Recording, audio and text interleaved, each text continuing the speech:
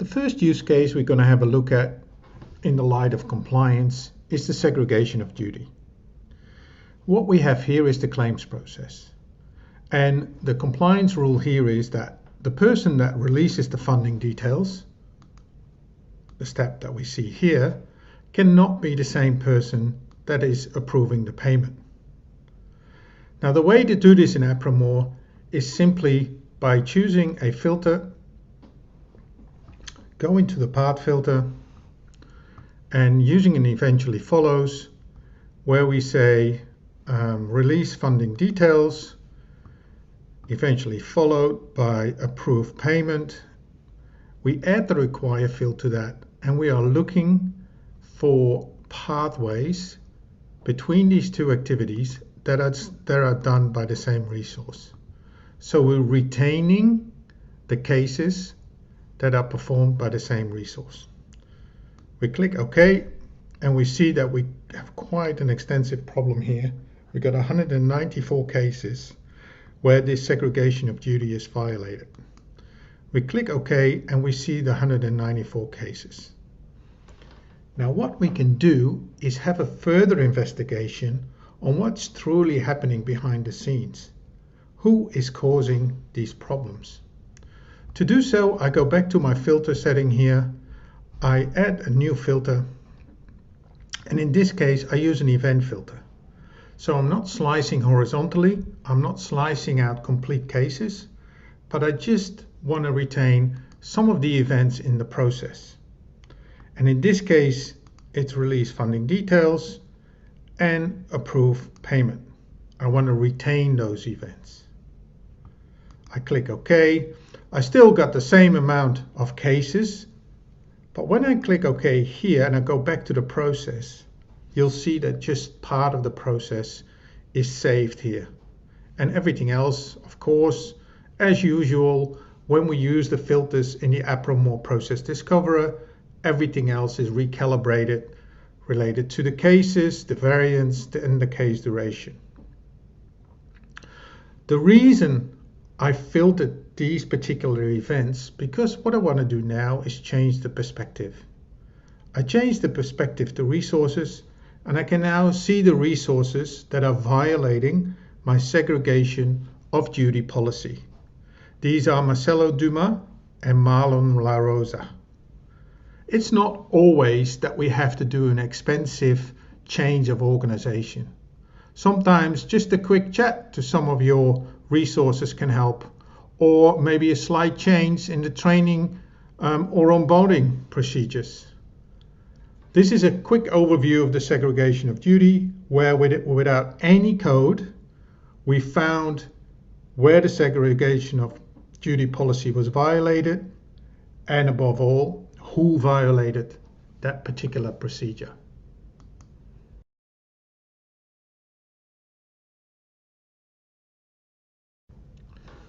Another policy that we can have within the organization could be a flow constraint. In this case, within the claims process, we could have the case where we cannot approve a payment without approving the claim. So we want to find all the cases where we approve the payment without approving the claim. Again, fully no coding, we go into the filter environment. In this case, we click on the attribute filter. We want to retain all the cases where we approve a payment. We click OK. Now we got 340 cases left. Click on the plus sign to add a new filter. In this case, we go to the attribute filter again. And now we want to see all the steps where we do an approved claim. But we want to remove all these steps. So I remove all the steps where I perform an approved claim. And in this case, there's only one case left. There's one case where we approve the payment without approving the claim. Clicking OK, we can see the cases here. Go into the case inspector in this case.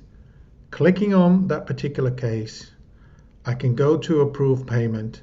I can see the activity, the resource, the role, and all the information related to approved payment And in this case, I can see that Marlon La Rosa approved the payment without an approved claim.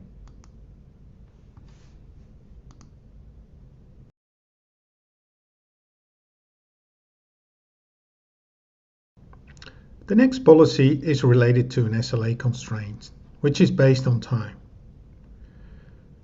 We need to approve payments within 3 weeks. Now, how do we do that, and how can we check that? Again, completely no coding. We go to our filter environment, and in this case, the first thing we do is we go to the attribute filter to see how many cases did we have where we approved the payment.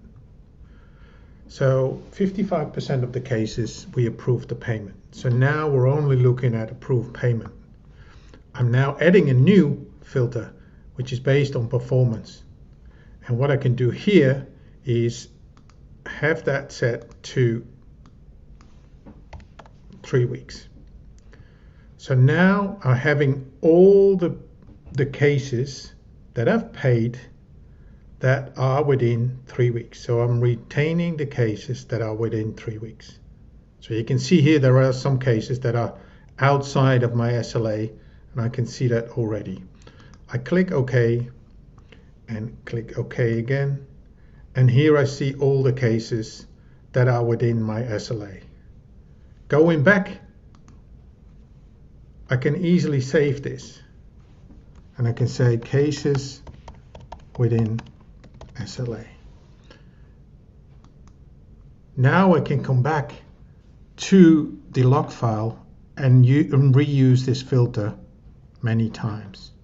It can also be reused when we start creating a dashboard that's related to policies and compliance, and then we can reuse this filter as well.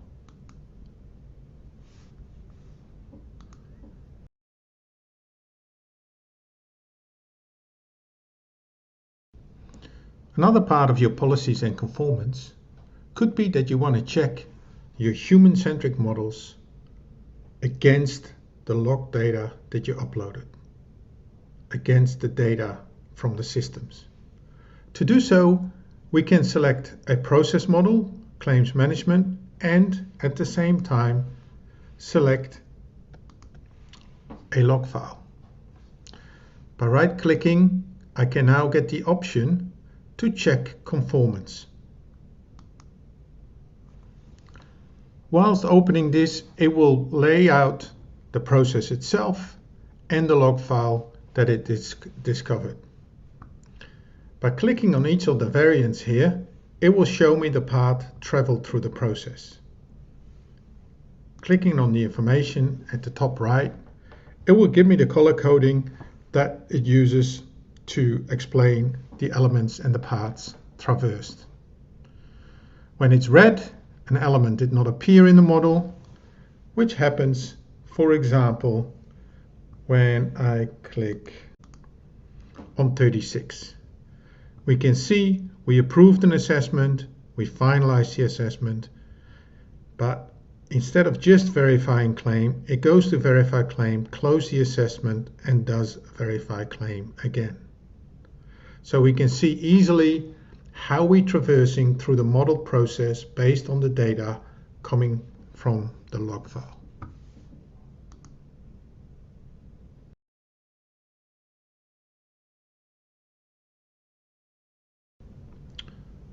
All the results that we got out of the investigation, we could put back into the dashboard itself.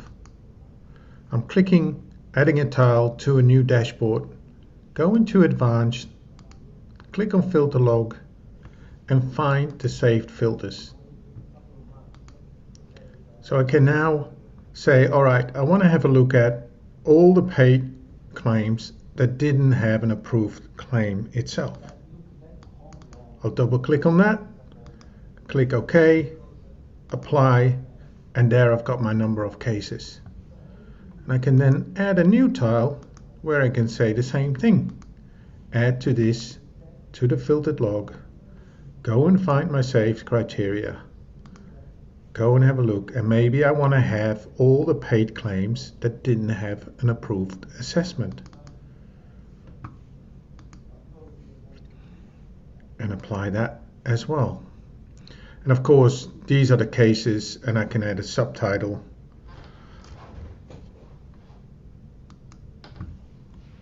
Paid, no approved assessment.